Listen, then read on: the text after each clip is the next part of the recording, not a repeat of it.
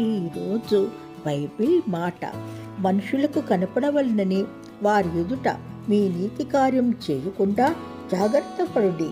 లేని ఎడల పరలోకమందున్న మీ తండ్రి వద్ద మీరు ఫలము పొందరు. నీ కావున నీవు ధర్మం చేయనప్పుడు మనుషుల వలన ఘనత పొందవలనని వేషధారులు సమాజ మందిరముల్లోనూ వీధుల్లోనూ చేయులాగున నీ ముందర బూర ఊదింపవద్దు. వారు తమ ఫలము పొంది ఉన్నారని నిత్యముగా మీతో చెప్పుచున్నాను.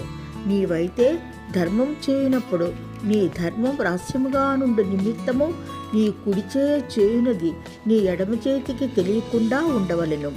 అట్లయితే రహస్యమందు చూచు నీ తండ్రి నీకు ప్రతిఫలమిచ్చును. ఆమెన్. మత్తయి సువార్త 6వ అధ్యాయము కొన్ని వచనములు. MPL times.